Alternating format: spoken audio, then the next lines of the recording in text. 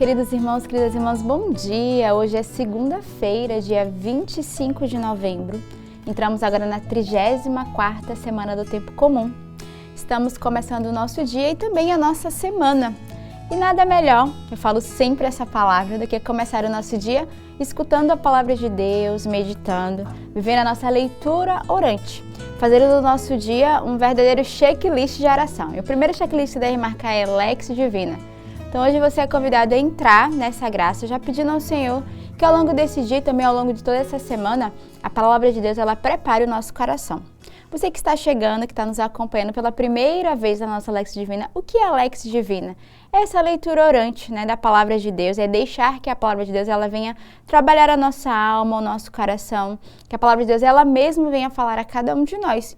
E a Lex Divina ela tem 5 passos importantes a serem vividos. O primeiro passo é a leitura. Você vai ler aquilo que a igreja nos traz. E a cada dia a igreja nos apresenta 3 leituras. A primeira leitura, o Salmo e o Evangelho.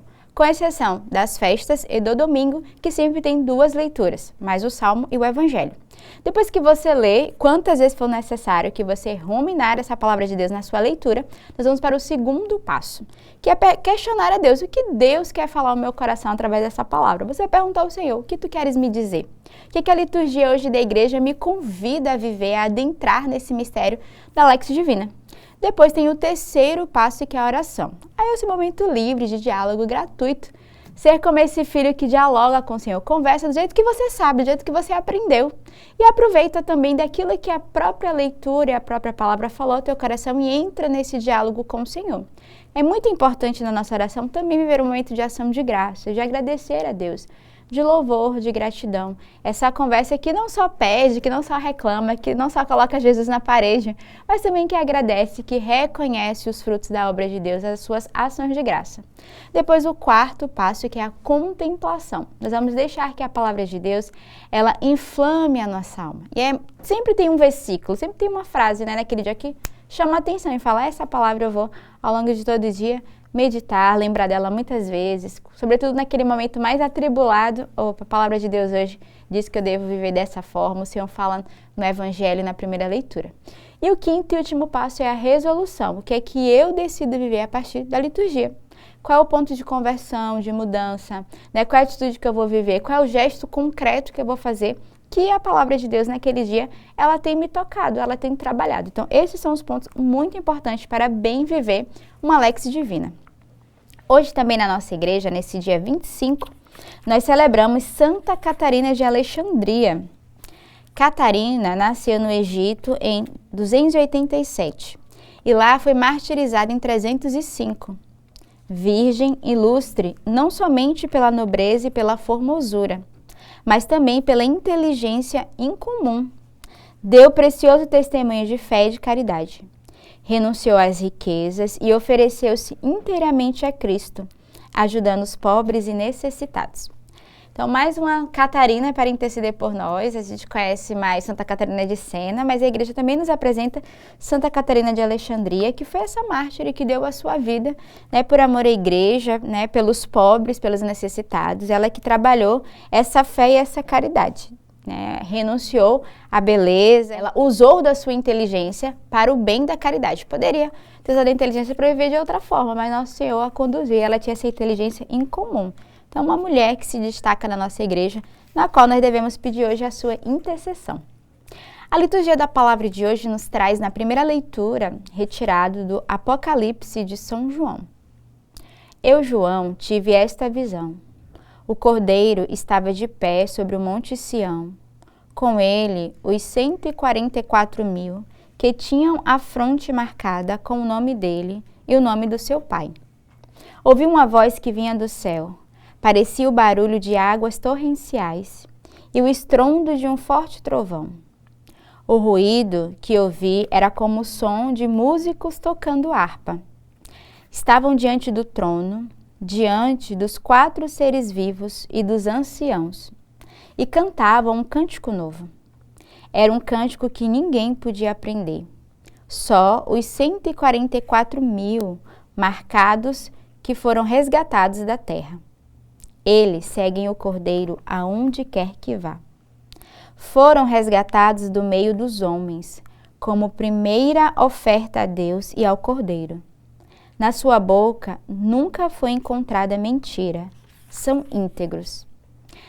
A primeira leitura de hoje do Apocalipse, ela é complexa na sua forma de nos trazer, mas ao mesmo tempo o Senhor vem nos iluminar, através dessa assembleia que é composta de 144 mil eleitos, que vai representar na verdade aqui a humanidade, essa humanidade que é redimida pelo sangue do Cordeiro.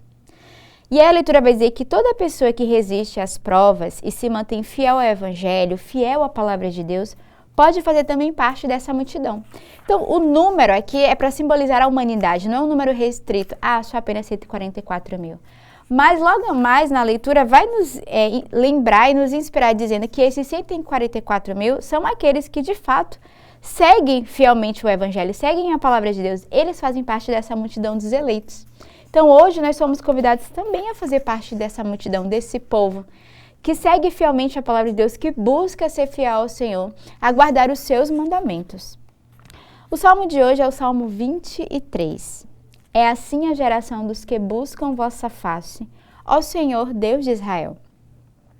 Ao Senhor pertence a terra e o que ela encerra, o mundo inteiro com os seres que o povoam. Porque ele a tornou firme sobre os mares e sobre as águas a mantém inabalável. Quem subirá até o monte do Senhor? Quem ficará em sua santa habitação? Quem tem mãos puras e inocente coração? Quem não dirige sua mente para o crime?